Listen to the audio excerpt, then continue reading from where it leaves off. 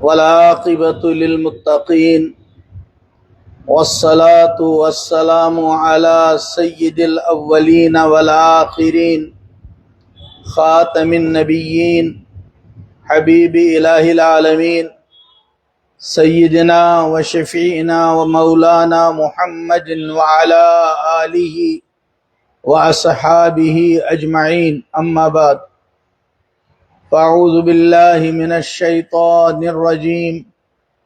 بسم الله الرحمن الرحيم. لقد كان لكم في رسول الله أسوة حسنة. وقال النبي صلى الله تعالى عليه وسلم: لا دين لمن لا عهد له ولا ایمان لمن لا امانت له، او كما قال رسول الله صلى الله عليه وسلم.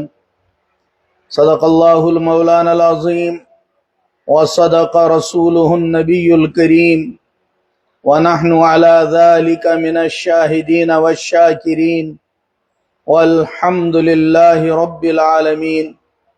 اللهم صل على محمد وعلى آل محمد كما صليت على إبراهيم وعلى آل إبراهيم إنك حميد مجيد. اللهم بارك على محمد وعلى آل محمد كما باركت على إبراهيم وعلى آل إبراهيم إنك حميد مجيد. میرا جی چاہتا ہے اپنے سامعین سے، چاہے وہ ہمارے بزرگ ہیں یا دوست ہیں یا ہمارے عزیز ہیں یا ہماری مائیں بہنیں ہیں، میں ایک سوال کروں کہ قرب قیامت کے اس دور میں جب باطل اس سطح پر پہنچ چکا ہے کہ وہ مبارک ذات جس کا لقب اللہ نے خود رحمت للعالمین قرآن پاک نے بیان کیا، اور قرب قیامت میں ان کے بارے میں ناسمجھوں اور ناواقفوں کی دشمنی اس مقام تک پہنچ گئی کہ وہ ان کے فرضی بدنام کرنے کے لیے کارٹون جیسی چیزیں بناتے ہیں، تو اس کے مقابلے میں آپ اپنی محبت کو بڑھانے کے لیے اور باطل کی ان تدبیروں سے اپنے دل کو متاثر ہونے سے بچانے کے لیے آپ کے 24 گھنٹے کے معمول میں درود شریف کتنا شامل ہے؟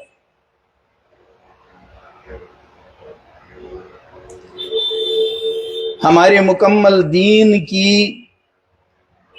خصوصیت جہاں یہ ہے کہ ہم کو پاکی کے احکام بتائے گئے، دل میں رکھنے والے عقائد بتائے گئے، ایمانیات، عبادت کا طریقہ اور سلیقہ بتایا گیا، بیوع سکھائے گئے، لین دین کا طریقہ بتایا گیا، معاشرت بتائی گئی، اخلاق بتائے گئے، وہاں ہمارے دین کے کامل ہونے کی بات یہ ہے کہ قرب قیامت سے پہلے پوری دنیا میں کیا کیا حوادث ہوں گے اور ان حوادث میں کتنا خون بہے گا. اس دین کے کامل ہونے کی بات اور خصوصیت یہ ہے کہ ان کو تفصیل سے بیان کیا گیا، اور حدیث کی کتابوں میں اس کو ابواب الملاحم میں تفصیل سے ذکر کیا جاتا ہے. لوگوں کے ذہن منتشر ہیں، فلاں ملک اور فلاں ملک میں جنگ ہو گئی، فلاں ملک اور فلاں ملک متفق ہو گیا، ایمان والوں کے بارے میں یہ باتیں ہو رہی ہیں. کیا کبھی آپ کے ذہن میں یہ آیا کہ میرا دین مکمل ہے ذرا میں دھیان دوں کہ وہاں اس کا کچھ تذکرہ ہے یا نہیں. اگر اخباروں میں پڑھ کر، موبائل میں اور نیٹ پر دیکھ کر آپ نے وہی سب کچھ کیا جو دنیا والے کرتے ہیں، جن کے پاس یہ دین الہی نہیں ہے، جن کے پاس رحمت والے پیغمبر کی تعلیم نہیں ہے، اگر ہمارا بھی وہی طرز عمل رہا تو بتائیے فرق کیا ہے؟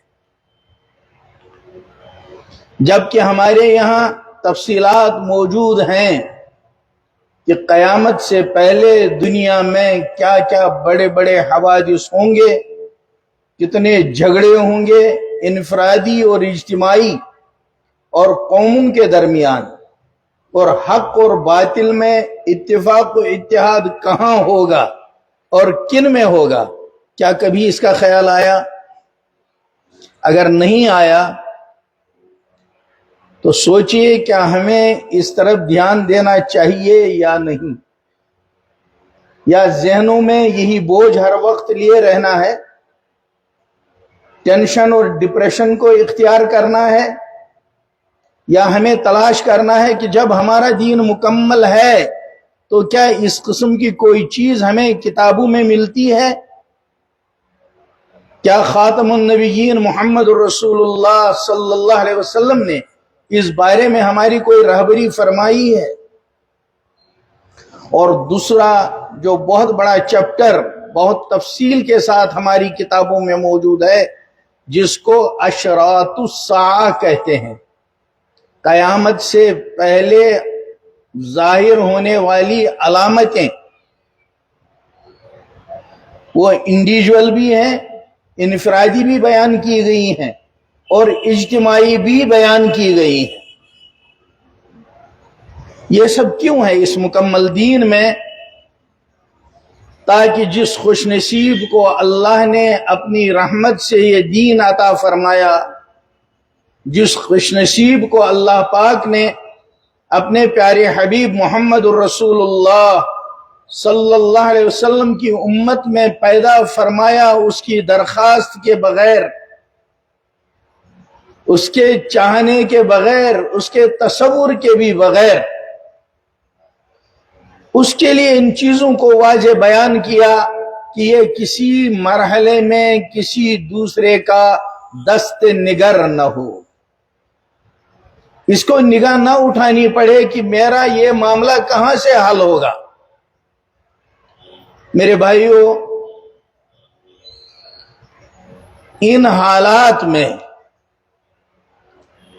جب اجتماعی طور بھی مسائل ہوں، انفرادی طور بھی مسائل ہوں، بین الاقوامی سطح پر بھی امت کے لیے مسائل ہوں، اور مقامی سطح پر بھی مسلم فرد کے لیے مسائل ہوں، تو اس فرد امت مسلمہ سے وابستہ اس فرد کو کس قدر فکر مند ہونے کی ضرورت ہے.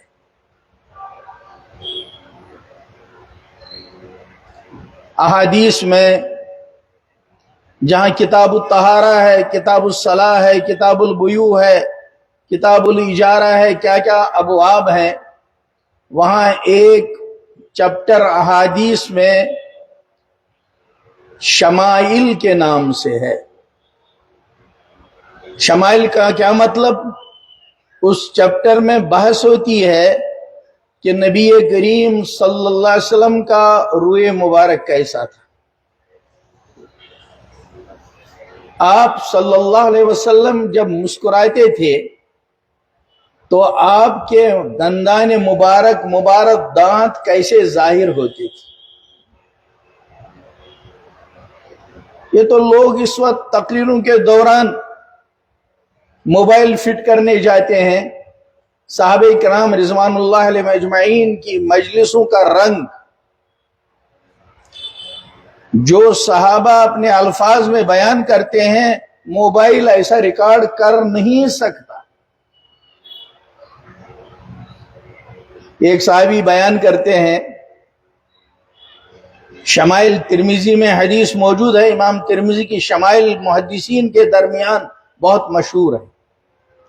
صحابی بیان کرتے ہیں کہ جب نبی کریم صلی اللہ علیہ وسلم بولنے کے لیے اپنا مبارک منہ دہانے مبارک کھولتے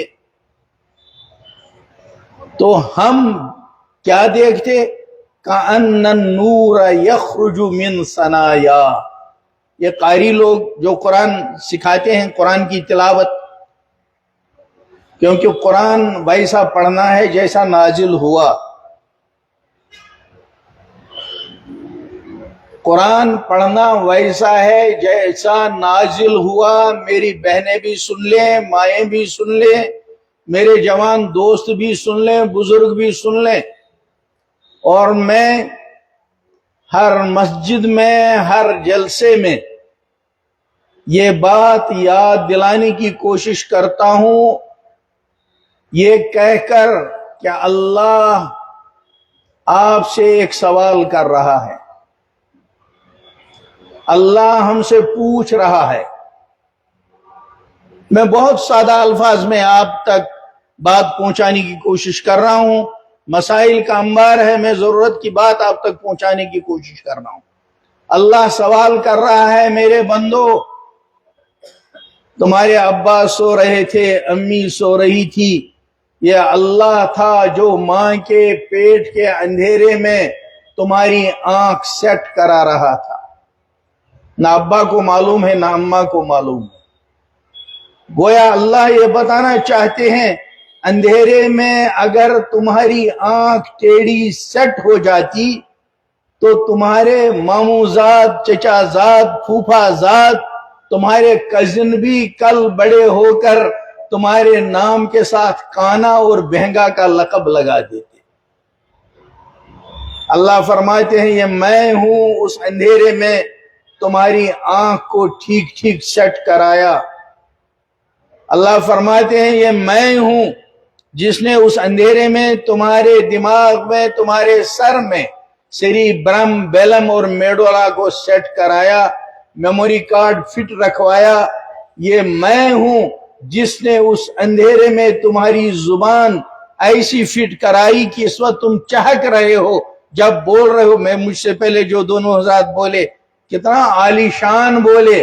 اللہ کہتے ہیں یہ زبان میں نے فٹ کرائی. اس کے بعد اللہ کا سوال ہے، میری دی ہوئی زبان سے، میرے دیے ہوئے اس دماغ سے، میری دیے ہوئے ان آنکھوں سے تم نے میٹرک تک ہر سال اگر ایک ایک کلاس میں 5 سبجیکٹ پڑھے، 5 کتابیں پڑھی، بتاؤ 10 سال میں کتنی کتابیں ہوئیں؟ موبائل نکالو گے حساب کرنے کے لیے یا فوراً بتا دو گے کتنی؟ اللہ کہتا ہے میری دی ہوئی آنکھ سے، میرے دیے ہوئے دماغ سے، میری بنائی ہوئی زبان سے تم نے ان 10 سالوں میں میٹرک تک کم سے کم منیمم 50 کتابیں پڑھی، محنت کری، میرٹ لے کر پاس بھی ہوئے اور پوزیشنیں بھی لی. لیکن مجھ یہ آنکھ اور زبان بنانے والے نے اپنی بھی ایک کتاب تمہارے پاس بھیجی تھی، اس میں کتنے پارے تھے؟ تو اللہ سوال کرتا ہے کیا بات ہے تم نے وہ 50 تو مکمل کر لی اور امتحان میں میرٹ بھی حاصل کیا، میرے یہ 30 پارے مکمل کیوں نہیں کیے؟ میں یہ سوال آپ لوگوں سے اپنے اللہ کی طرف سے پوچھ رہا ہوں. بولو اللہ کو یہ سوال کرنے کا حق ہے ہم سے؟ اللہ کو حق ہے یہ سوال کرنے کا؟ جواب کیا ہے؟ یہ سوال اللہ اپنے تمام بندوں سے کرتا ہے. جنہوں نے ایمان قبول نہیں کیا ان سے بھی پوچھتا ہے اللہ. تمہارے بنانے والے نے تم کو ایک کتاب دی تھی جس کے صرف 30 جز تھے، بولو 50 تم نے دوسرے سبجیکٹ پڑھ لیے، 50 کتابیں پڑھ لی، میرے یہ 30 پارے کیوں نہیں پڑھے؟ جواب دینا پڑے گا یا نہیں؟ اس لیے میں آپ سے جواب نہیں مانگتا، البتہ ایک وعدہ مانگتا ہوں. अगले साल अगर कभी मुकद्दर हुआ, इस साल तो जम्मू में बहुत ताखीर से आया, मुझे एहसास है, मुझे वो सारी बातें कहनी चाहिए थी जो इस वक्त की हमारी इमीडिएट जरूरत है, जिनकी इस वक्त मजबूरी है, लेकिन उनमें से ये एक दो बातें मैं इस मुख्तसर वक्त में अर्ज करना चाहता हूं। अगर दोबारा हमारी मुलाकात हुई बिलफर्ज 6 महीने या साल भर के बाद, उस वक्त आप में से कितने लोग हैं जो ये कहेंगे मौलाना वाकई गफलत हुई थी, अल्लाह की दी हुई आंखों, जुबान और दिमाग के बावजूद 50 किताबें हमने दूसरी पास कर ली थी, लेकिन जब आपने हमको याद दिलाया, उस वक्त मैंने 5 पारे पढ़े थे, 25 बाकी थे, मैंने 10 पढ़े थे, 20 बाकी थे, मैंने 25 पारे पढ़े थे, 5 ही बाकी थे। उसी दिन से मैंने पक्का इरादा किया और अगले दिन सुबह मैंने इंतजाम किया, मौलाना आज मैं आपसे इस हाल में मिल रहा हूं, अल्लाह के फजल से मैंने 30 पारे मुकम्मल कर लिए हैं। कितने लोग हैं जो आज की मजलिस में यह वादा करते हैं?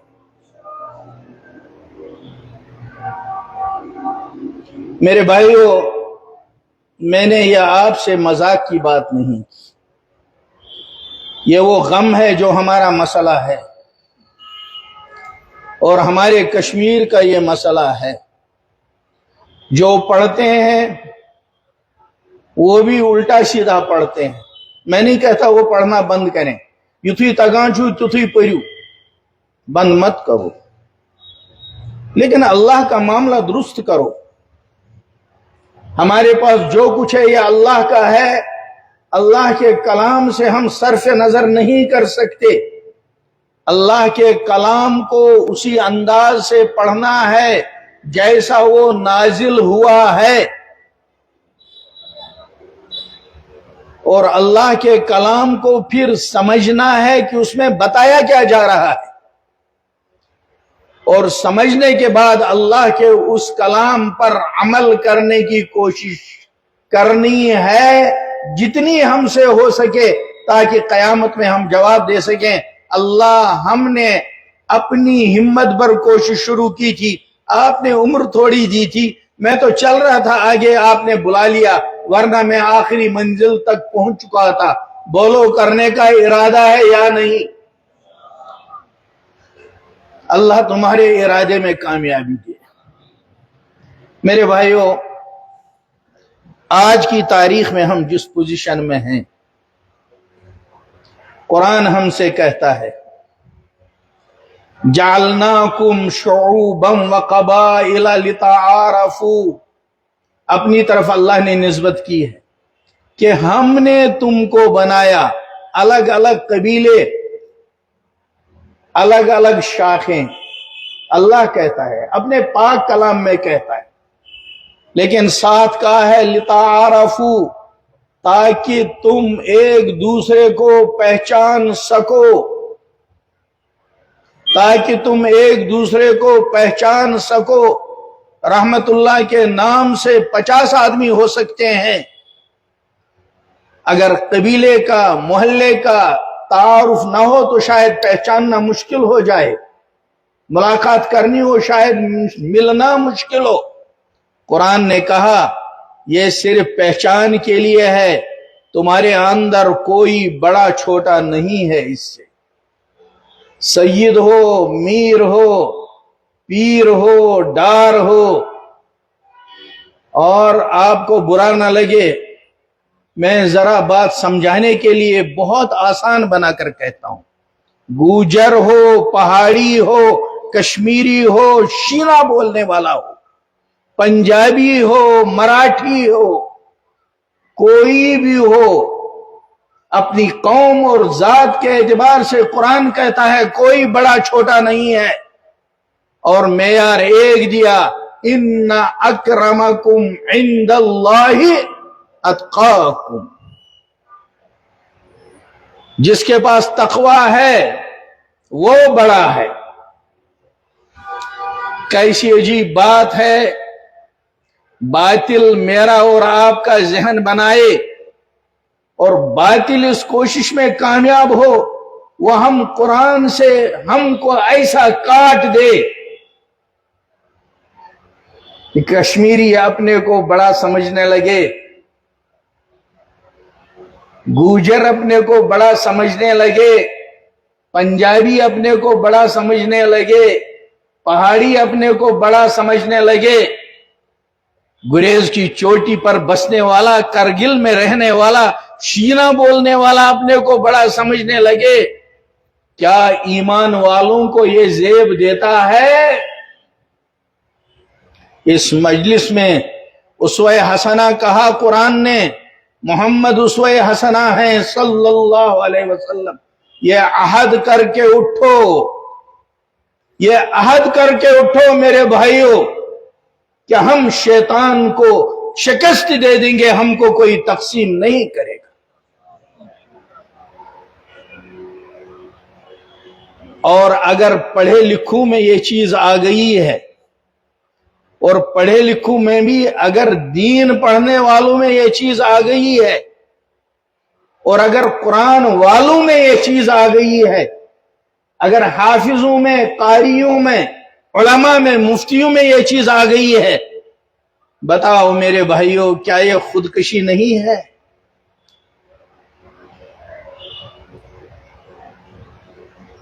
میں نے جو صحابہ کی حدیث سنائی تھی، انہوں نے کہا یہ قاری کہتے ہیں دانتوں کے 32 دانتوں کے الگ الگ نام، ان میں جو سامنے کے 2 دانت ہیں ان کو وہ ثنایا کہتے ہیں، اوپر والوں کو علیا اپر، نیچے والوں کو سفلا لور۔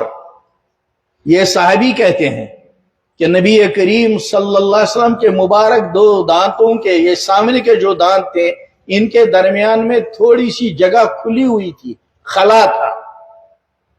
تو صحابی کہتے ہیں جب آپ صلی اللہ علیہ وسلم بولنا شروع کرتے تھے، کان النور یخرج من ثنایا، ہم دیکھتے تھے کہ ان 2 دانتوں کے درمیان کی اس خالی جگہ سے نور باہر آتا تھا۔ محدثین کلام کرتے ہیں کیا یہ صحابی کا تخیل اور تصور تھا یا واقعتاً تھا؟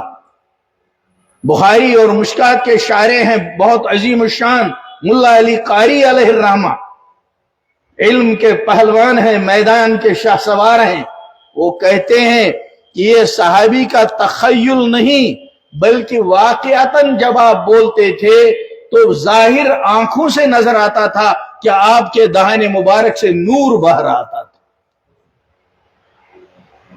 ایک دوسرا صحابی اسی شمائل میں اپنا واقعہ بیان کرتا ہے، کہتا ہے ہمارے گاؤں والے آپس میں مشورہ کرتے تھے ہم جائیں گے اور جا کر ہم مدینہ میں ان سے ملاقات کریں گے، یہ جو دین کی دعوت لے کر آئیں گے۔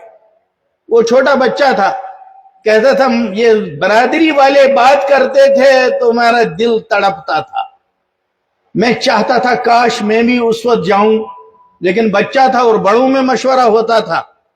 لیکن آپ جانتے ہو اللہ اپنی مخلوق کے دلوں کو جانتا ہے۔ جہاں محمد رسول اللہ صلی اللہ علیہ وسلم نے واقعہ سنایا کہ میں نے ایک نیک عورت کو جہنم میں دیکھا، اور جب معلوم کیا یہ تو بہت نیک خاتون تھی، جہنم میں کیوں ہے؟ تو جبرائیل نے بتایا کہ اس نے شوق میں ایک بلی پالی تھی لیکن اس کو کھانا نہیں دیا، بھول گئی، وہ مر گئی۔ اللہ نے کہا میری مخلوق کو ستایا، نیکی اپنی جگہ اس کی اجرت مل جائے گی، جزا ملے گی، لیکن اس کی اس غلطی کا تھوڑا سا اس کو مزہ چکھاؤ، اس کو تھوڑی مدت کے لیے جہنم میں ڈال دو۔ جو اللہ اپنی مخلوق بلی کو ستانے پر، اس کو کھانا نہ دینے پر نیک خاتون کو جہنم میں ڈالے گا، اس اللہ کی ہاں انصاف کیسا ہوگا؟ باقی معاملات کیسے ہوں گے؟ وہ اللہ ہر ایک کے دل کا خیال کرتا ہے۔ اور مولائے روم نے تو عجیب واقعہ انہوں نے تو سٹوریز میں سنایا۔ آج کے باطل کی چال یہ ہے، وہ آپ کو سمجھاتا ہے اور آپ بھی خوب جانتے ہیں۔ وہ کہتے ہیں آپ کے علماء سٹیجوں پر کہانیاں سناتے ہیں اور آپ بھی ان کی سن کر ہاں ہاں کرتے ہیں، یہ بین الاقوامی دنیا کا فلسفہ ہے. جھوٹ کو اتنا بار بار کہہ کر راشد کر دو کہ خود جھوٹ بولنے والے اور بنانے والے کو وہ جھوٹ سچا لگنے لگے، اس کو بھی ذہن میں آنے لگے شاید یہ سچ ہے. وہ دنیا جو ہم کو، آپ میں سے بھی اکثر نے اولڈ میتھڈ پڑھا ہوگا، 9th اور 10th میں پرانے میتھڈ میں گرامر الگ تھا، ٹرانسلیشن الگ پڑھاتے تھے، پروز اور پوئٹری اور سٹوریز الگ الگ پڑھاتے تھے. ہیں اس زمانے کے پڑھنے والے کچھ یہاں موجود؟ تو اس میں سٹوریز میں ان کو ہمیں ایک جملہ مورل یاد کرانا ہوتا تھا، یونین از اسٹرنگتھ، یہ مورل کی ایک سطر انہیں سکھانی ہوتی تھی. اس کے لیے پوری سٹوری بوڑھے کی پڑھاتے تھے. بوڑھا تھا، اس کے بچے لڑتے تھے، اس نے سوچا کیسے سکھاؤں گا، یاد آ گیا، پڑھا ہے کسی نے؟ کتنوں نے پڑھا؟ ہاتھ اوپر دکھاؤ. ماشاءاللہ.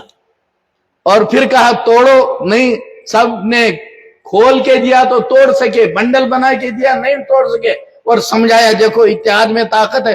یہ ایک سطر مورل یونین از اسٹرنگتھ سمجھانے کے لیے ان دنوں تو استادوں کو پٹائی کی بھی اجازت تھی، آج جرم ہے. اور ہمارے علماء سمجھے، حضرت مفتی محمد حسن گنگوئی رحمت اللہ علیہ فرمایا کرتے تھے، قرآن کا اپنا جلال ہے، اور قرآن پڑھانے والے استاد میں قرآن کا جلال منتقل ہوتا ہے، اس لیے لاٹھی ہاتھ میں لیتا ہے. لیکن اللہ واسطے یہ زمانہ اب چھڑی ہاتھ میں لینے کا نہیں ہے. مسائل پیدا مت کرو مدارس کے لیے، خود دلچسپی ہو یا نہ ہو، سسٹم کو خراب مت ہونے دو. یہ زمانہ لاٹھی ہاتھ میں لینے کا نہیں ہے، شفقت سے اولاد کی تربیت کرنے کا ہے. حدیث میں ہے جو لاٹھی کا تذکرہ ہے وہ تو صرف لٹکا کر رکھنے کا ہے، مارنے کا تو نہیں ہے. روب کا بتانا الگ چیز ہے. اسلام نے نفسیات کا جس قدر خیال کیا. بہرحال وہ ایک طرف چھوڑیے. یہاں اس زمانے میں ماسٹر جی پٹائی بھی کرتے تھے، سٹوری یاد کیوں نہیں کی؟ ہم نے کبھی ان کو یہ نہیں کہا مورل کا ایک سینٹنس یاد کرنا ہے، یونین از اسٹرنگتھ، یہ اتنی لمبی کہاں کو یاد کرا رہے ہو اور ہمیں روز روز چھڑیوں سے مارتے ہو؟ کیونکہ مومن جانتا ہے کلمت الحکمت ضالۃ المومن، حکمت کی بات مومن کی گمشدہ چیز ہے، جہاں اس کو ملے گی ملتا ہے. اس منزل سے گزرنے کے بعد ایک جملے کے لیے ہم نے گرامر میں سٹوری پوری یاد کر لی، لیکن وہی آدمی ہم کو آج سمجھاتا ہے تمہارا امام تم کو کہانی سناتا ہے، اور ہمیں سمجھ آتی ہے یہ تو صحیح بتاتا ہے. کیا یونین از اسٹرنگتھ پڑھانے کے لیے بوڑھے کی کہانی یاد کرنی فرض تھی؟ ہم نے تو اس وقت اس کو یاد کیا. اس وقت کیوں نہیں تم نے کہا کہانیاں پڑھائی جا رہی ہے، مورل کا ایک جملہ پڑھاؤ؟ اور جب ہمارا امام جمعے میں وَإِذْ قَالَ رَبُّكَ لِلْمَلَائِكَةِ إِنِّي جَاعِلٌ فِي الْأَرْضِ خلیفہ والا واقعہ قرآن کا بیان کرتا ہے، جس میں ڈارون کے نظریے کا رد ہے، اس میں اللہ بتاتا ہے کہ ہم نے انسان کو کیسے پیدا کیا. ہم نے بندر سے انسان نہیں بنایا، انسان حادثاتی طور پر نہیں بنا. یہ واقعہ قرآن پاک کا ہمارا مولانا بیان کرتا ہے، اس کو یہ پورا فلسفہ عقیدے کا ہمیں دینا ہے، لیکن ہم ان کی باتوں میں آ گئے. آج ہماری زبان پر ہے کہ جمعے پر امام صاحب کیا بولتے ہیں، کہانیاں سناتے ہیں. میں ان لوگوں کی بات نہیں کرتا جو ہفتے میں پریپریشن نہیں کرتے جمعہ کے لیے. لازم ہے ہمارے اماموں کو، اور ہمارے وطن میں اس کشمیر میں میر وائز کا عہدہ اس لیے تھا، مفتی کا عہدہ فتاوا کا تھا، قاضی کا عہدہ جج کا تھا. میر وائز کا کام اس ریاست میں اس زمانے میں، اس وقت تو یہ ملک کشمیر تھا، میر وائز کا کام تھا وہ ہفتے میں دیکھتا تھا اس ہفتے کا ایشو کیا ہے، اس کے مطابق وہ آیات قرآنیہ، احادیث مبارکہ اور اکابر کے واقعات کو لیتا تھا. اس ہفتے کا خطبہ وہ ہوتا تھا، اور سارے ملک میں وہی ایک خطبہ ہوتا تھا. یہ تو چونکہ انطاعت ہو گیا، جس کو کوئی روزگار نہیں ملا اس نے سوچا چلو اب اور کچھ نہیں تو امام ہی بن جاؤں. اور یہ اسلام کی وسعت ظرفی ہے، ہر ایک کو جگہ دے دیتا ہے. وہ کہتا ہے تھوڑی سی محنت کرو. دوسرے مذاہب میں آپ کو یہ ملے گا کہ اگر کوئی پست طبقے والا، ان کے ہاں اونچ نیچ ہے، اگر کوئی پست طبقے والا مذہبی کتاب کا ماہر ہوگا تو اس پست طبقے والے کا جرم مانا جائے گا، اس کی آنکھ میں سلائی گرم کر کے پھیری جائے گی، تم نے کیوں ایسا کیا. لیکن ہمارے ہاں یہ نہیں. ہمارے یہاں میں آپ کے سامنے ہوں، ہمارے آبا و اجداد پتہ نہیں کیا رہے ہوں گے اس زمانے میں جب تک اسلام نہیں آیا تھا، پتہ نہیں کس پنڈت خاندان سے ہم رہے ہوں گے، لیکن جب ہم نے قرآن پاک کو پڑھا، حدیث پاک کو پڑھا، فقہ کو پڑھا، تو اسلام یہ مقام دیتا ہے کہ اس وقت سیرت کی مذہبی آخری پیغمبر کے اجلاس کی صدارت پنڈتوں کی اولاد کر رہا ہے. یہ ہمارا اسلام ہے جس میں گنجائش ہے کوئی کسی مذہب کا آئے اور وہ اللہ کی کتاب کو پڑھے، اللہ کے آخری پیغمبر کی تعلیمات کو سمجھے، اس کی مہارت حاصل کرے، تو امت مسلمہ سادات تک اس کو اپنا امام بناتے ہیں. صحیح ہے یا غلط ہے؟ اپنے اسلام کو پہچانو. کیسے کوئی دوسرا ہمارے ذہن کو بگاڑنے میں کامیاب ہوگا؟ میرے بھائیوں، مولا روم کا میں واقعہ آپ کو سنا رہا تھا.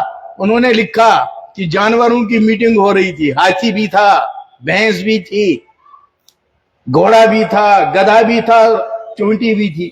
ہر آدمی اپنی تمنا ظاہر کر رہا تھا. چونٹی نے کہا میرا جی چاہتا ہے، میں نے سنا ہے کعبہ ہے، میرا دل کرتا ہے ایک دفعہ کعبے کو دیکھ لیتی اور اس کا طواف کرتی. ہاتھی بھی بہت زور سے ہنسا اور گھوڑا تو ہنستا ہی تھا. سب ہنسے. اللہ جانتا تھا میری مخلوق کیا کہتی ہے. آپ میں سے جو گئے ہیں مکہ، اللہ ان کو بار بار لے جائے. جو ابھی نہیں گئے ہیں اللہ ان کے لیے دروازہ کھول دے. وہاں کبوتر ہوتے ہیں. اللہ نے کبوتر کے دل میں ڈالا حرم کے، اڑ اوپر وہ اڑا، اس سیدھ میں آیا جہاں جانوروں کی میٹنگ ہو رہی تھی. دل میں ڈالا نیچے اتر. کبوتر نیچے اترا. چونٹی کو کہا چڑھ جا. اس کو تو کبوتر کی ٹانگ ایسی لگی جیسا موٹا پلر. چڑھ گئی ٹانگ پر.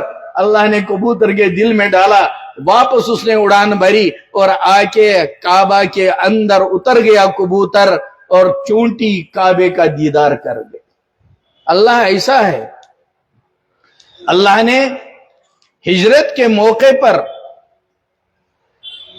اگر جنگل کا ہی جانور لانا تھا، کنگ جنگل شیر تھا، اس کو ڈیوٹی لگاتے غار کے باہر، انسانوں کو لگاتے. جبریل سے کہتے کہ اندر دو سردار ہیں، ایک پیغمبروں کا سردار محمد الرسول اللہ صلی اللہ علیہ وسلم، اور دوسرا اس امت کا سردار ابو بکر صدیق رضی اللہ عنہ. دو سردار اندر بیٹھے ہیں، دو بادشاہ. پروٹوکول کا تقاضا ہے، جبریل تو ملائکہ کا سردار ہے، گیٹ پر ڈیوٹی دیتے. جبریل کا جواب کیا ہوتا؟ اللہ میری کہاں اتنی قسمت، میرا نام حضور کے گیٹ کیپر میں لکھا جائے، ان کے سیکیورٹی آفیسر میں لکھا جائے، یہ تو میرا سٹار بڑھے گا. شیر بھی یہی جواب دیتا.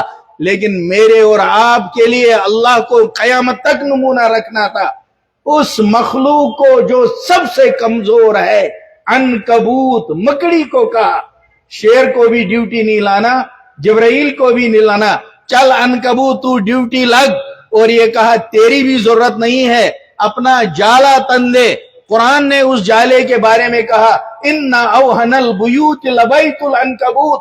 شیر بھی گھر بناتا ہے، یہ چڑیا کیسا خوبصورت گھر بناتی ہے، لیکن عنکبوت کا گھر کیسا، چھوٹا بچہ گھاس کا تنکا اٹھائے تو اس کا گھر تہس ناس ہو. لیکن میرے اور آپ کی تسلی کے لیے اللہ نے کہا ہمت نہیں ہارنا.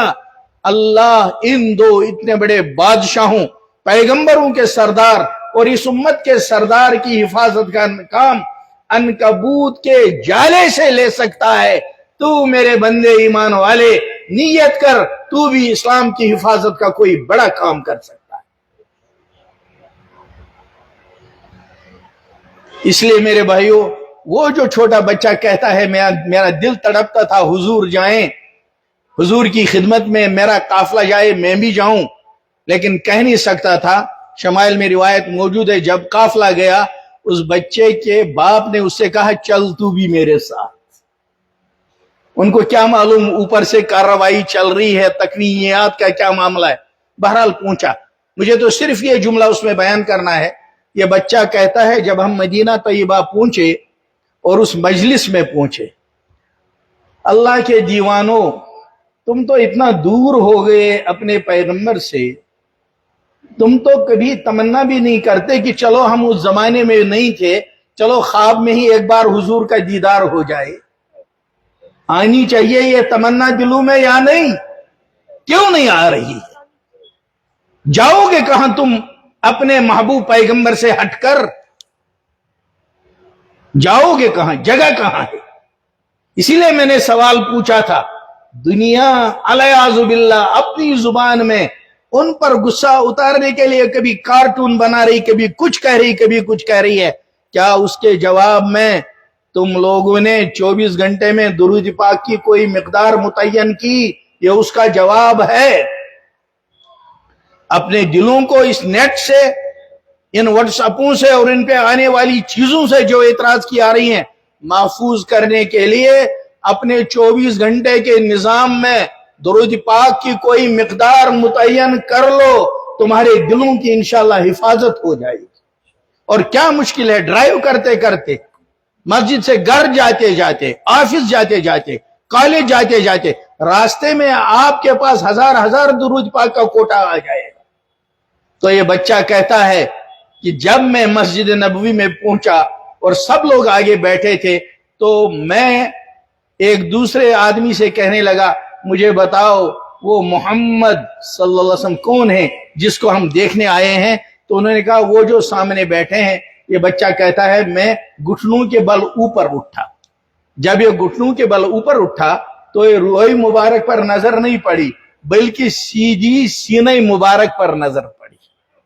और उसने कैमरे की तरह कैच करके, रिवायत में बिल्कुल इसी तरह अल्फाज हैं, मैंने जो निगाह दौड़ाई कौन है, तो मेरी निगाह नबी करीम सल्लल्लाहु अलैहि वसल्लम के मुबारक सीने पर पड़ी। इस हाल में क्या आपका मुबारक सीना नंगा था, कुर्ते के बटन लगे हुए नहीं थे, कपड़े का दाएं तरफ दाएं को था, बायां का हिस्सा बाएं तरफ को हटा हुआ था। मैंने आपका मुबारक सीने मुबारक नंगा देखा और मैंने दीदार किया। बात आई गई होगी। उसने तो वाकया बयान किया। मुहद्दिसीन लिखते हैं, शुर्राह ने इस बात को वाज़ह लिखा कि इस बच्चे को वो पहली नजर इतनी भाई अच्छी लगी, इतनी प्यारी लगी, जिंदगी भर इस बच्चे ने अपने कुर्ते में सीने के बटन नहीं लगाए। ये ताल्लुक इश्क और मोहब्बत का कहां चला गया? आज के जवान के सराहने ये शमाइल की किताब क्यों नहीं है? रोज आते हो, मौलवी साहब आज ख्वाब में पुलिस वाले को देखा, मेरे पीछे भाग रहे थे, मैं डर गया। आज मैंने ख्वाब में कुत्ते पीछे भागते हुए देखे, ये कोई मेरा चचा तो नहीं था, ये मेरा मामू तो नहीं था, उसने तावीज तो नहीं किए, सहर तो नहीं किए। तुम्हारे सराहने शमाइल की किताब होती तो ऐसी प्यारी चीजें पढ़ते पढ़ते आपको नींद आ जाती, तो ख्वाब में कुत्ता बिल्ली देखते या हुजूर को देखते। अहद करो, अपने सिस्टम को बदलेंगे इंशाअल्लाह। मुसलमान और हुजूर से मोहब्बत करने वाला हो और उसके सराहने हुजूर से ताल्लुक पैदा करने वाली कोई किताब ना हो। आधी आधी रात तक ये जो वक्त चला जा रहा है, जम्मू वालों आपको मालूम है यहां कोई भी फिरका रहता, कोई भी मजहब रहता, इस कश्मीर की आदत रही, यहां रातों को आवारागर्दी नहीं होती थी। मंदिर जाने वाला भी बिल्कुल सवेरे उठता था अंधेरे में, गुरुद्वारे वाला भी उठता था और ईमान वाला भी तहज्जुद में उठता था। मर्द हो या औरतें उस वक्त अपनी इबादत गाहों को जाते थे। बोलो सही बोल रहा हूं या गलत? सही बोल रहा हूं गलत? क्यों हमारी आधी रात बेदारी में जाया होती है और सुबह को इबादत गाहें खामोश होती हैं। ये बात मैं सिर्फ अपने मुसलमान जवानों को नहीं कहता, सबसे कहता हूं। जो जिस मजहब का था, हर मजहब में सवेरे उठने की आदत थी और हर मजहब में सवेरे अपने अपने अंदाज से अपने मालिक को पुकारने की आदत थी। मर्द हो या मस्तूरात, खातीन हो या बच्चे हो, सब जाया करते थे, हाजिरी देते थे। बिस्मिल्लाह हमारी अपने अल्लाह को पुकारने से होती थी। जब अल्लाह ने छोड़ दिया तो अब यह मलाल क्यों है कि हमको आलमी मुश्किलात ने घेर लिया है। मेरे भाइयों, वापस आना पड़ेगा, वापस आए बगैर चारा नहीं है। और ये बहुत ही मैं समझता हूं तौफीक वाले लोग हैं, इस्लाहुल मुस्लिमीन वाले, ये बुलाते नहीं हैं, ये लाठी चार्ज करते हैं। ये तो सिद्दीकी साहब हैं, ये बहुत बड़े आलिम की औलाद हैं, बहुत बड़े कदीम पुराने बुजुर्ग रहे हमारे दारुल देवबंद के कदीम फजला में से। इनके सर पर तुम लोग कभी अमामा नहीं बांधते। इतने बड़े आलिम की औलाद, इनको तो अमामा लगाना पड़ेगा। और मैं कश्मीर के जवानों से कहता हूं, दुनिया तुम्हारी टोपी सर से गायब करने के मूड में है। ये कश्मीर की तारीख रही है, चाहे वो किसी मजहब के रहे हों। यहां तलबा कॉलेज भी दस्तार बांध कर जाते थे, चाहे मुस्लिम होते थे या हिंदू। पुराने लोग अगर यहां मौजूद हैं, बोलो सही कहता हूं या गलत?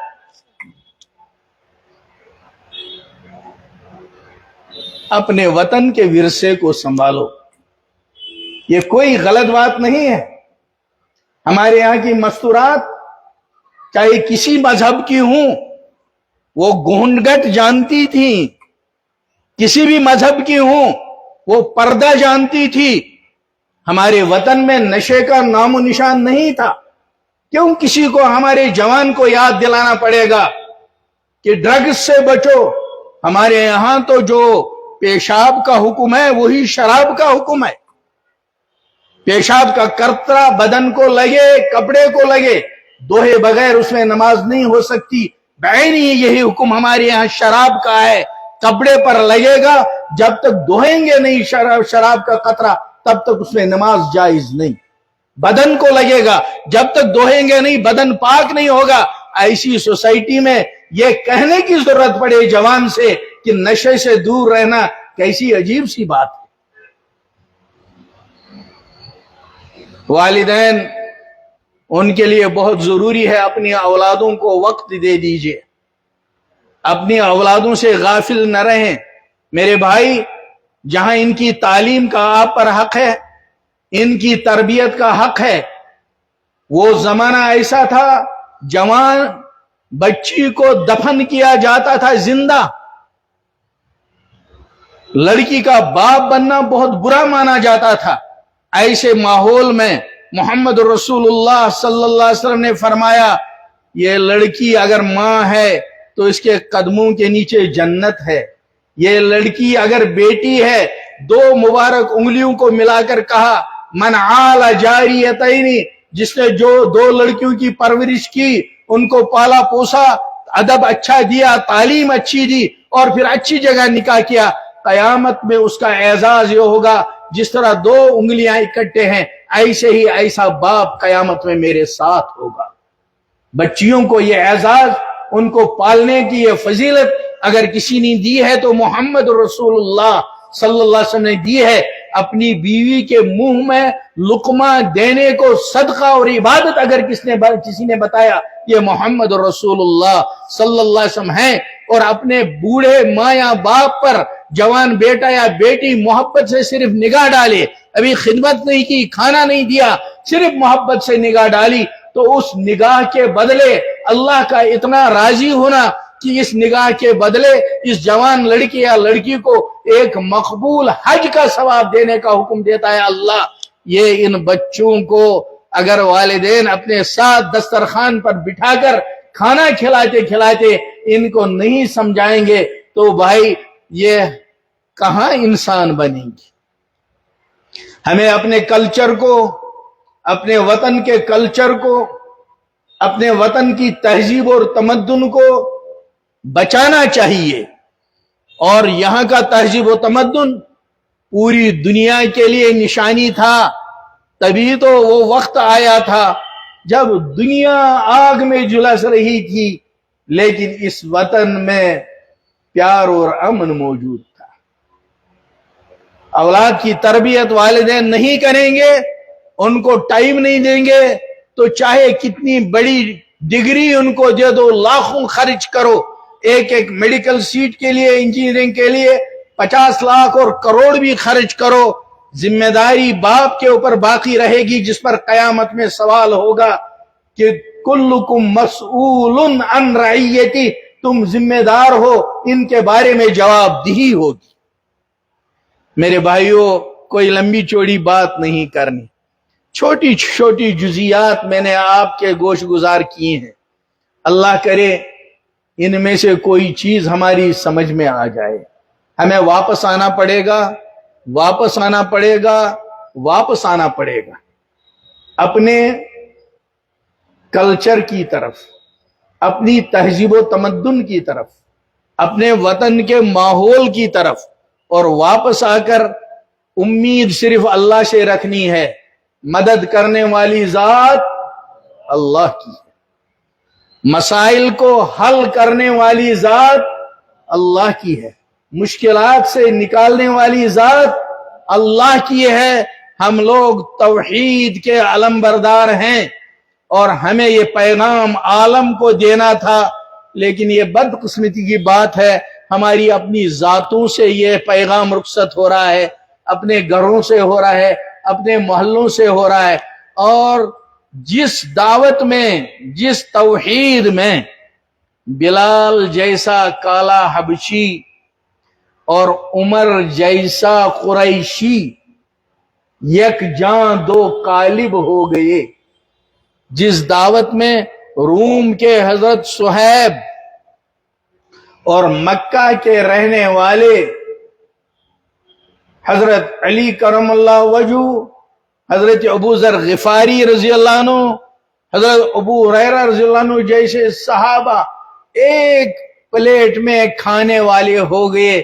جب ہمارے پاس وہ چیز موجود ہے، جب ہمارے پاس وہ توحید موجود ہے، تو ہمارے دلوں میں فرق کیسے آ سکتا ہے؟ میرے بھائیوں، اگر ہمارے پاس یہ ہماری امانت پوری ہوتی تو اس وقت بھائی بھائی سے جدا نہ ہوتا. آپ جانتے ہیں اپنے گھروں کے حال کو، باپ بیٹے سے جدا ہے، حالت یہ ہے بیوی شوہر سے جدا ہے. ہمارے ہاں دارالقضاء میں، دارالافتاء میں شوہر بیوی کے اور سب الٹریٹ کوئی نہیں، اچھے پڑھے لکھوں کے ایسے ازدواجی مسائل، شوہر بیوی کے اتنے حقوق پامال کر رہا ہے اور بیویاں شوہروں کے اتنے حقوق پامال کر رہی ہیں کہ اسلامی ماحول میں اس کو سوچا نہیں جا سکتا. میری آخری بات یہی ہے، ہم ارادہ کریں، واپس آئیں، واپس آئیں، واپس آئیں، اور شروع ہم قرآن پاک کے پڑھنے سے کریں، اور انجام یہ ہے کہ نبی کریم صلی اللہ علیہ وسلم کے اسوہ حسنہ کو اور ہم اپنانے والے بن جائیں، اور ایک مضبوط دیوار کی طرح ہم سب آپس میں متحد ہو کر رہیں. اللہ تعالی ہمیں اس کی توفیق عطا فرمائے اور اصلاح المسلمین والوں کو جزائے خیر عطا فرمائے. میں نے کہا یہ صرف دعوت نہیں دیتے، یہ تو لاٹھی چارج کرتے ہیں، آرڈر جاری کرتے ہیں، جی آنا پڑے گا. مکہ مکرمہ میں نے فجر پڑھی، تب دوڑا وہاں سے اور تب پہنچا سری نگر کل، اور آج یہاں آنا پڑا، جبکہ صبح تک سوچ رہا تھا جاؤں نہ جاؤں. مجھے معلوم تھا الیکشن کا ماحول ہے، میں نے کہا اگر کوئی اچانک لیڈر دائیں بائیں ہوا، اس کے ساتھ فوٹو اٹھا لیا تو کہیں گے شاید مولانا نے فلاں پارٹی جوائن کی ہے. اس کا بھی ڈر ہو رہا تھا، لیکن اس میں بھی شکر گزار ہوں الحمدللہ بہت احتیاط کے ساتھ یہ مجلس بھی منعقد ہوئی. اللہ انعقاد کرنے والوں کو، شرکت کرنے والوں کو، ہماری ماؤں بہنوں کو، سب کو اپنے دربار میں قبول فرمائے اور اپنے دین کا خادم بنائے اور عالم اسلام پر اپنی رحمت نازل فرمائے. کوئی بات تیز کہی ہوئی میں نے اس کی معافی چاہتا ہوں. وآخر دعوانا ان الحمد للہ رب العالمین۔ اور کوئی نہیں دعا کرنا؟ چلو دعا مانگ لو۔ اللہم صلی علی سیدنا مولانا محمد وعلی آل سیدنا محمد واصحاب سیدنا محمد وبارک وسلم علیہم۔ ربنا آتنا فی الدنیا حسنہ وفی الآخرۃ حسنۃ وقنا عذاب النار۔ یا اللہ اس اجتماع کو قبول فرما، کہنے سننے سے زیادہ عمل کی توفیق عطا فرما۔ یا اللہ عالم اسلام پر اپنی رحمت نازل فرما۔ یا اللہ تمام انسانیت کو ہدایت سے نواز دے۔ اے اللہ تمام عالم میں ہدایت کی ہوائیں چلا دے، اپنے تمام بندوں کو دین حق کی طرف توجہ فرما دے یا اللہ، اور جن کے حق میں تیرے حکمت برے فیصلے میں ہدایت مقدر نہیں ہے، اللہ وقت کے ان فرعونوں کی کمر کو توڑ دے یا اللہ، وقت کے نمرودوں کی نار کو ایمان والوں کے حق میں گلزار بنا دے، جیسے ابراہیم پر تو نے نار کو گلزار بنا دیا تھا۔ یا اللہ بہت حاجات لے کر ان مجلسوں میں لوگ آتے ہیں، آپ سب کی حاجات کو جانتے ہیں۔ کسی کے گھر میں مالی مسائل ہیں، روزگار کے مسائل ہیں، اللہ کورونا کے بعد سے تو جابوں کے بھی مسائل ہیں، صحت کے بھی مسائل ہیں، کسی کے گھر میں بچوں کے مسائل ہیں، کسی کے عزت کے مسئلے ہیں۔ یا اللہ اپنی رحمت سے نبی پاک صلی اللہ علیہ وسلم کی نسبت سے قائم اس مجلس کی برکت سے تمام کی حاجات کو پورا فرما دے یا اللہ، حلال برکت والی روزی نصیب فرما دے، بیماریوں سے شفا عطا فرما دے، قرضوں سے سبکدوشی عطا فرما دے یا اللہ، جو بچیاں اور بچے نکاح کی عمروں کو پہنچ چکے ہیں ان کو اپنے خزانوں سے نیک صالح جوڑے عطا فرما دے، شریعت کے مطابق نکاح نصیب فرما دے یا اللہ، جن کے نکاح ہوئے ان کو اولاد صالح عطا فرما دے، جن کو اولادیں دی ہیں اللہ ان کو والدین کا فرما بردار بنا دے، ان کی آنکھوں کی ٹھنڈک بنا دے، ان کے بڑھاپے کا سہارا بنا دے یا اللہ، ہم میں سے بھی جس کے مقدر میں آپ نے بڑھاپا لکھ دیا ہے، اللہ ہمارا سوال ہے اس بڑھاپے میں ہمیں کسی کا محتاج نہ بنانا، اللہ اس بڑھاپے میں ہمیں اپنی عافیت و رحمت نصیب کر دینا، آخری زندگی کو خیر بنا دینا یا اللہ، کسی کا محتاج نہ بنانا یا اللہ، جن کے دلوں میں جو حاجات ہیں ان کو پورا فرما دے، جو کچھ مانگا گیا اس کو بھی قبول فرما، جو مانگنے سے رہ گیا اس کو بھی قبول فرما۔ وصلی اللہ تعالی علی خیر خلقہ محمد وآلہ وصحبہ اجمعین برحمتک یا ارحم الراحمین۔